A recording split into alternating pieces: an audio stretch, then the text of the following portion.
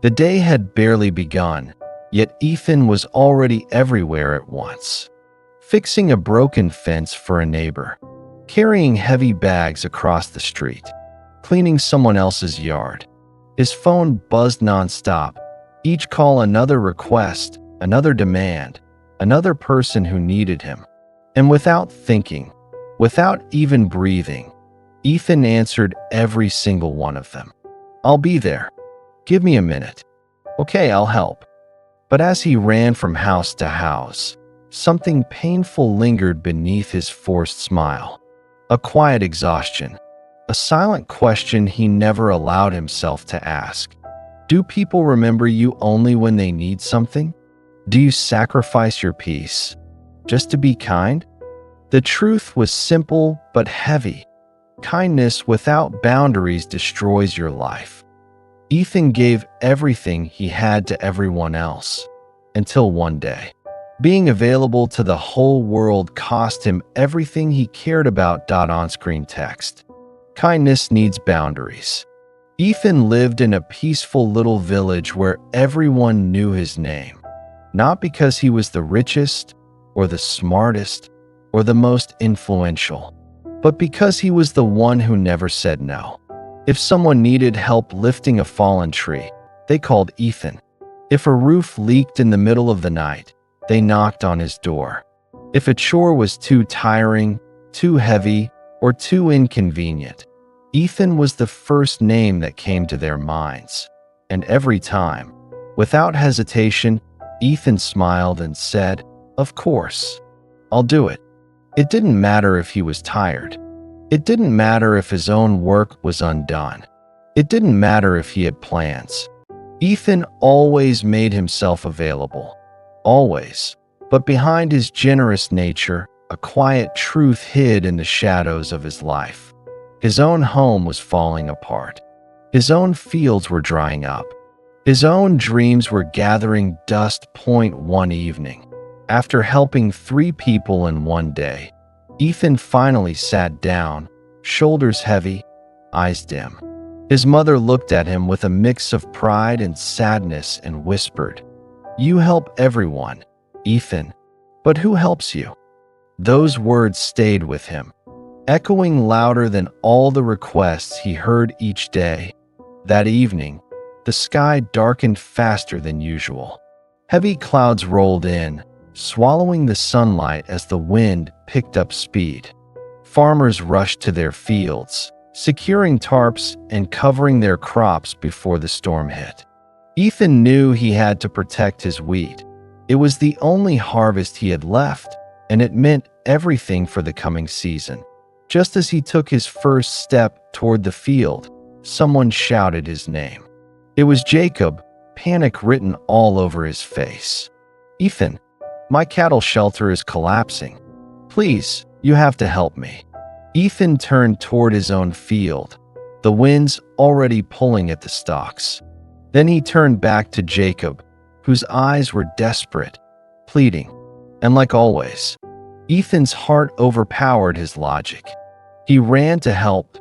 He hammered the last wooden beam into place just as the sky split open with rain. Jacob's cattle were safe, strong, warm, protected. But Ethan's field? By the time he reached it, the water had swallowed everything. His wheat lay flat, broken, ruined beyond saving. That he walked home in silence, drenched to the bone, the storm inside him louder than the storm above. He sat on the porch, mud on his boots, loss in his eyes. His mother stepped out, placed a gentle hand on his shoulder, and said the words that pierced straight through him. "You saved everyone's harvest, except your own." The storm had passed, but inside Ethan, the rain had only just begun. He sat alone for hours, staring at the muddy remains of everything he had worked for. His hands were calloused, his clothes still damp. But what hurt most wasn't the ruined field. It was the realization that he had done this to himself, for the first time in his life. Ethan didn't feel proud of helping someone. He felt empty, used. Lost as night fell, he quietly left the house and walked toward the river where old George lived, the wise elder everyone respected. Ethan's steps were slow, heavy, as if each one carried months of buried exhaustion. He found George sitting near the water, watching the current move with steady calm. Ethan sat beside him, his voice shaking as he finally let his guard down. "George, I don't know what's wrong with me. I'm not tired from work. I'm tired from people. I can't say no. I help everyone. And I keep losing everything that matters to me." Old George didn't respond immediately. He simply watched the river, the water flowing strong, carving its own path. After a long silence, he finally spoke. "Ethan, even the river destroys everything when it forgets its path." Ethan looked up, confused. George continued, "When you give yourself everywhere, you lose yourself everywhere. Kindness without boundaries is like a river without banks. It floods and destroys its own land." For the first time, Ethan understood his problem wasn't people. It was the absence of boundaries. It was the fear of disappointing others. It was the belief that saying no made him unkind. And in that moment, sitting by the river, Ethan realized something needed to change, starting with him. George leaned forward, his voice calm but firm, the kind of tone that carries wisdom you don't forget. "Ethan, you've lived your whole life giving pieces of yourself away. If you want peace, you must learn the power of one small word." Ethan frowned gently. "What word?" George smiled. "No." Ethan's heart tightened at the sound of it. He had never used that word, not once. It felt rude, selfish, almost painful. Seeing his hesitation, George placed a reassuring hand on his shoulder. "Let me give you a challenge," he said. "For the next 7 days, never say yes immediately. Before you agree to help anyone, ask yourself this question: can I truly afford to do this right now? If the answer is no, even slightly no, then say, not today." Ethan swallowed hard. The challenge sounded simple, but to him, it felt impossible. Saying yes was all he knew. It was how he earned love, respect, and acceptance. George looked into Ethan's eyes and added softly, "Helping others is a good thing. But helping others while destroying yourself is not kindness, it's self-neglect." Ethan felt those words settle deep inside him. This was not about being selfish. This was about survival. This was about finally protecting the person he had abandoned the most, himself. With a deep breath, Ethan nodded. He would try. For the first time, he would learn to say no, even if it terrified him. The next morning, Ethan woke up earlier than usual. His field still needed attention. Soil to turn, seeds to plant, fences to repair. For once, he wanted to focus on his own life first. He picked up his tools and stepped outside, breathing in the cool morning air with a small, unfamiliar sense of determination. But just as he began working, he heard footsteps rushing toward him. It was Jacob. Again.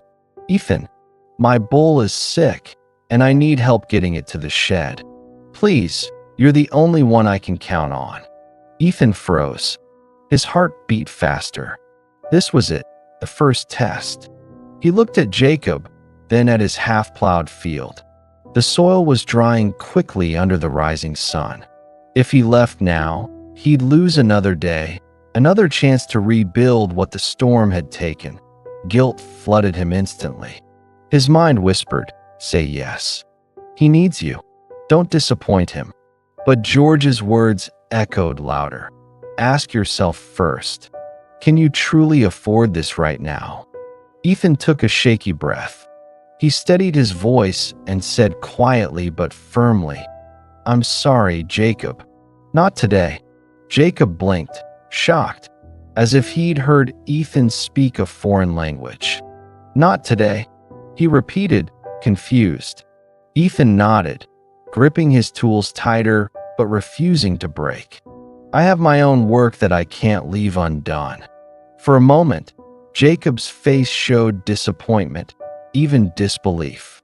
But then he simply nodded and walked away.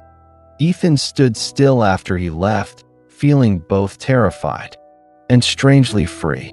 For the first time in years, he had chosen himself. He turned back to his field with a quiet smile. And as he worked, the sun felt a little warmer. The air felt a little lighter.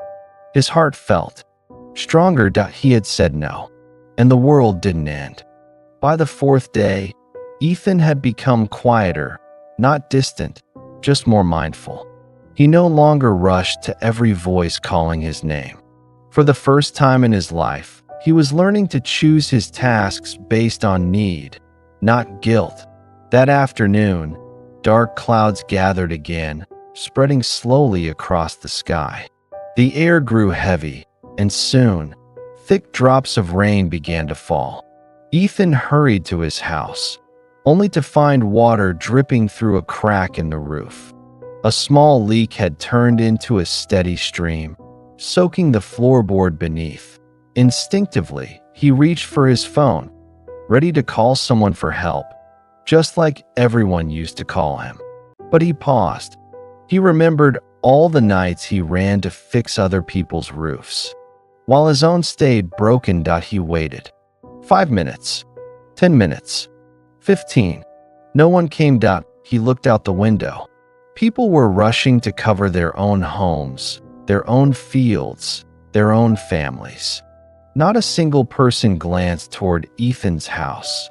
For a moment, a familiar sting hit his chest, the ache of being forgotten after giving so much. But then a deeper realization settled over him. People were never supposed to fix his life. That was his job. Without waiting another second, Ethan rolled up his sleeves, climbed onto the roof, and began repairing it himself. The rain soaked his clothes, the wind pushed against him, but he kept working, steady, focused, determined. By the time he climbed down, dripping wet but victorious, the leak had stopped. His roof stood strong, and so did he. For the first time in a long time, Ethan felt something powerful rising within him. So this is what self-respect feels like. He smiled quietly to himself, not because someone praised him, not because someone needed him, but because he had finally chosen his own life over everyone else's. Weeks passed, and the village slowly began to notice something different about Ethan, something subtle, yet unmistakable. He still greeted everyone with warmth, still helped when he genuinely could, still carried kindness in his voice.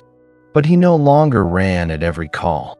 He no longer abandoned his own needs to satisfy someone else's urgency. His home, once crumbling from neglect, now looked cared for. His field, once ruined by storms, grew greener and stronger each day. His face, once marked by exhaustion, now carried a quiet confidence, the glow of a man finally living his own life. People who once expected Ethan to say yes without thinking began approaching him with hesitation, even respect. They had started fixing their own fences, handling their own chores, solving their own problems, because they finally understood Ethan wasn't available at their every command. And surprisingly, the world did not collapse when Ethan stopped overgiving. In fact, people admired him more. His boundaries became a message. My time matters. My energy matters. I matter. Ethan noticed something too. Helping others now felt lighter, peaceful, meaningful. No resentment, no exhaustion, because he was giving from fullness, not emptiness. For the first time in years, Ethan wasn't living in service to everyone else's crisis. He was living in service to his own life that he had changed, not into someone colder, but into someone wiser. Someone who finally understood that kindness without limits isn't kindness at all. It's self-sacrifice. One bright afternoon, as Ethan tended to his flourishing field, he noticed a familiar figure walking slowly toward him. It was old George, leaning on his wooden cane, the river breeze gently ruffling his white beard. Ethan smiled and hurried over to greet him. George looked around, taking in the healthy crops, the repaired fences, the peaceful order of Ethan's land. A warm pride glowed in his eyes. "You've done well, Ethan," he said softly. "Your field looks alive again." Ethan nodded, his chest swelling with a quiet, earned happiness.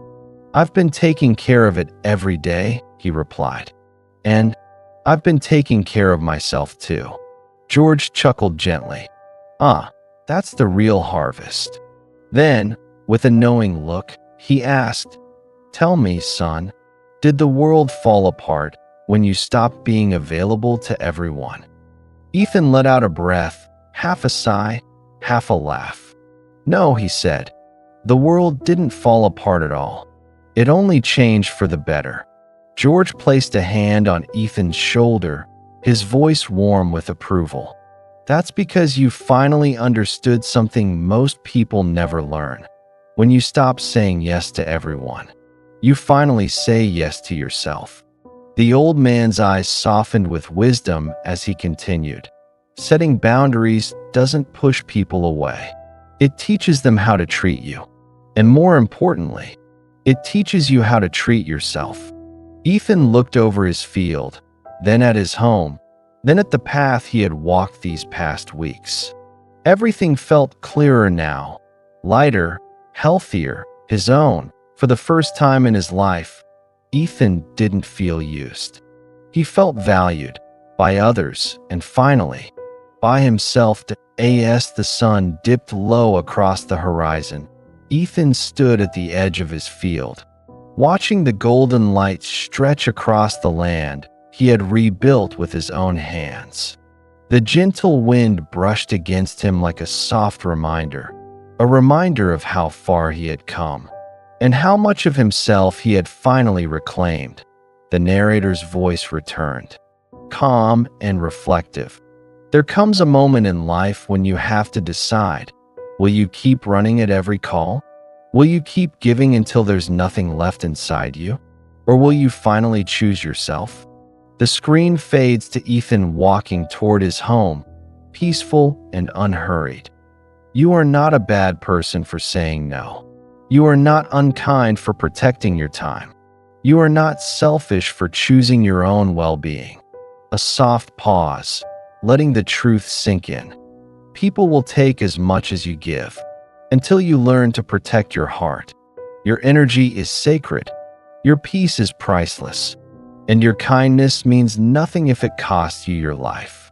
The camera settles on a final shot. Ethan closing his gate gently, a symbolic boundary. A quiet promise to himself that on-screen text appears. Kindness needs boundaries. The narrator closes with a warm invitation. If this story touched your heart, don't leave without doing 3 things. Like the video, comment below, "I choose boundaries," and subscribe for more wisdom-filled tales that help you protect your peace and live with purpose. The music fades. The lesson remains. Sometimes the most loving thing you can do is say no.